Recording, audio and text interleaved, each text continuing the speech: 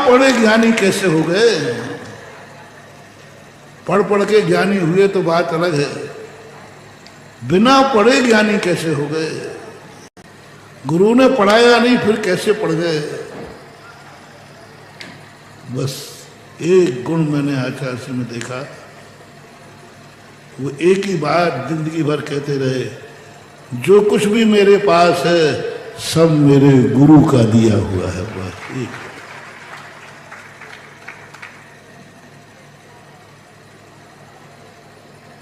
कई बार हम लोगों ने कहा, महाराज जी आपके गुरु ने क्या दिया है? कुछ तो दिया नहीं।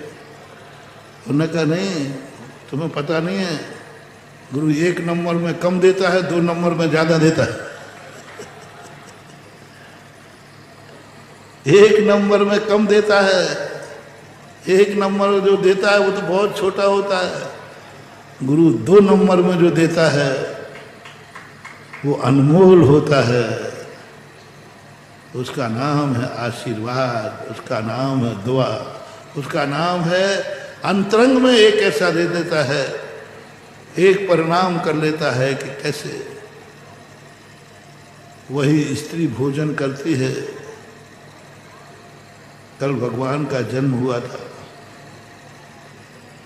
स्त्री भोजन करती है, खूब माल मरीदे खिलाओ, कभी शरीर में दूध नहीं आता।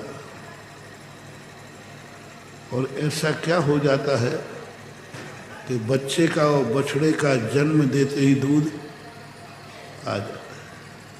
भोजन सब कुछ वही है।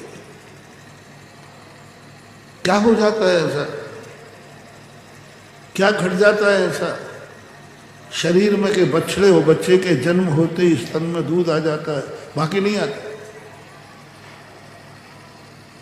बहुत अंतरंग भावना, एक ही भावना इस बच्चे के मन में अंदर भाव आता है, बच्चे को अब क्या खिलाएंगे, रो रहा है भूख से, आते रोता है, तो सुता ही माँ की आत्मा को छूता है। बस वही करुणा माँ के यहाँ दूध लाना शुरू कर देता है।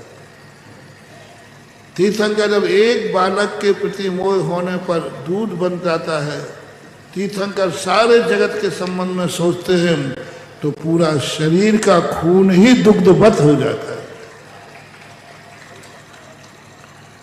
ऐसा ही परिणाम जागता है गुरु के अंदर।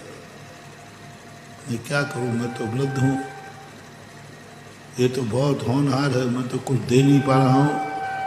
और जो अंतरंग से सच्चे शिष्य को का प्रसन्न होना ही काफी है। गुरु से लेन देन मत करना,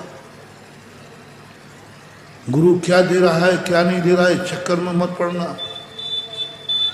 बस गुरु को प्रसन्न हो जाए गुरु, बस गुरु को प्रसन्न करना कठिन है।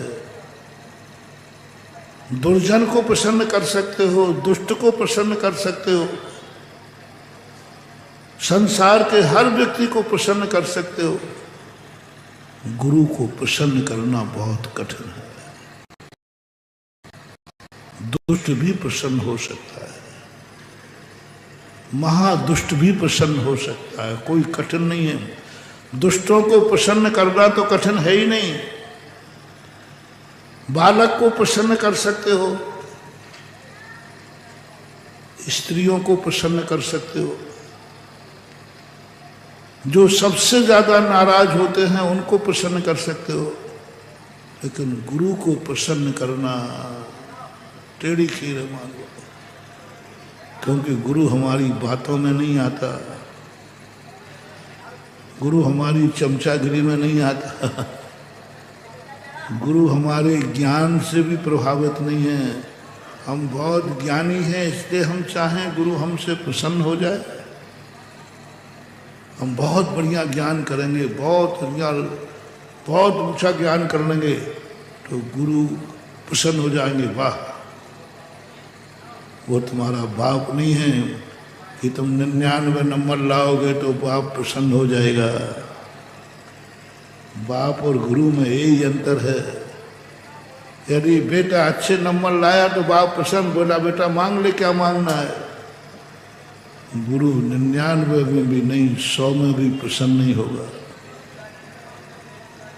तुम बहुत अच्छे सब कुछ करते हो, कहीं गड़बड़ नहीं है, तो भी प्रसन्न नहीं होगा। बस एक प्रयास है जो गुरु को प्रसन्न करता है।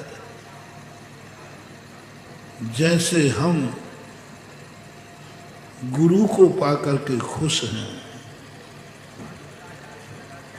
गुरु का गुरुत्व, गुरु की उपलब्धि, वह गुरु नहीं है जो दीक्षा दे रहा है, वह तो औपचारिक है।